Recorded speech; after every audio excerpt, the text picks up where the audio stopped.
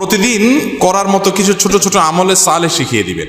প্রতিদিন করার মতো প্রথম আমলে সালেহ হলো 5 ওয়াক্ত নামাজ সময় মতো ধীরে ধীরে আদায় করবেন। এর চাইতে বড় কোনো আমলে চলে না। এই একটা যদি করেন আর ছোটখাটো কোনো আমল নাও করতে পারেন, বড় গুনাহ থেকে বেঁচে থাকেন, ইনশাআল্লাহ নাজাতের পথ অর্ধেক সুগম হয়ে যাবে।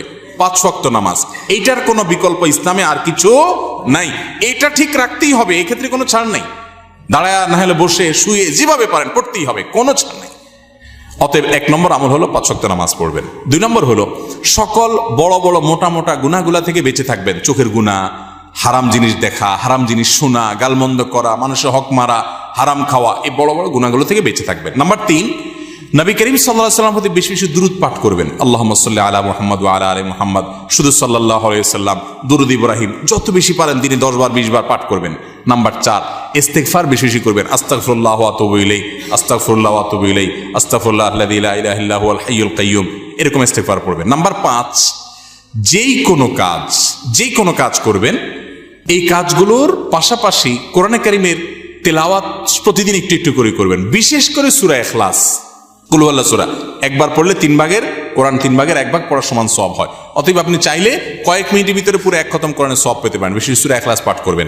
6 নম্বর হলো যত জিকির আছে কোরআন হাদিসে বর্ণিত, এই জিকিরগুলো বেশি বেশি করে পাঠ করবেন। যেমন সুবহানাল্লাহ ওয়া বিহামদিহি সুবহানাল্লাহিল আযীম, তারপর লা হাওলা ওয়ালা কুওয়াতা ইল্লা বিল্লাহ, এটাকে জান্নাতের ভান্ডার বলা হয়েছে। তারপর আপনার দুরূদ ইব্রাহিমের পাশাপাশি অন্যান্য সাধারণ দরুদ তো পড়বেনই। যত জিকির আছে এর মধ্যে একটা জিকির আছে ইয়া জাল জালালি ওয়াল ইকরাম, বেশি বেশি করে। তাহলে ইয়া জাল জালালি ওয়াল ইকরাম, সুবহানাল্লাহ ওয়া বিহামদিহি সুবহানাল্লাহিল আযীম এবং লা হাওলা ওয়ালা কুওয়াতা ইল্লা বিল্লাহ, স্পেশালি এই 3টা বেশি বেশি জিকির পাঠ করবেন।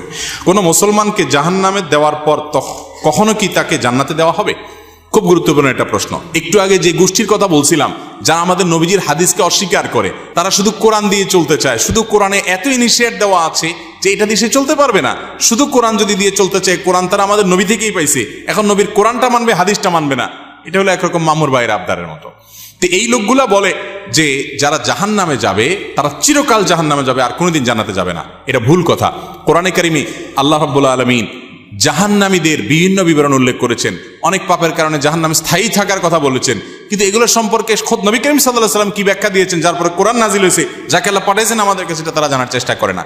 বুখারী সহ বিভিন্ন হাদিসের কিতাবে বর্ণিত হয়েছে সন্দেহাতীতভাবে যে নবী করিম সাল্লাল্লাহু আলাইহি ওয়াসাল্লাম জাহান্নাম থেকে সর্বশেষ উদ্ধার হওয়া ব্যক্তি কিভাবে উদ্ধার করা হবে সে বিবরণ দিয়েছেন। যে তাকে জাহান্নাম থেকে উঠানো হবে, জান্নাতের কাছে আনা হবে, সে চাইবে আমাকে কাছে নিলেই হবে, ভিতরে নেওয়া লাগবে না, এবারে সে ভিতরে যেতে চায়, বিস্তারিত বিবরণ আছে। এখান থেকে বোঝা যায় যার অন্তরে ঈমান আছে সে যত অপরাধী করুক শাস্তি হবে হয়তোবা, কিন্তু একটা সময় তার অপরাধের শাস্তি মেয়াদ শেষ হলে আল্লাহ তাআলা তাকে জান্নাতে আনবেন ইনশাআল্লাহ।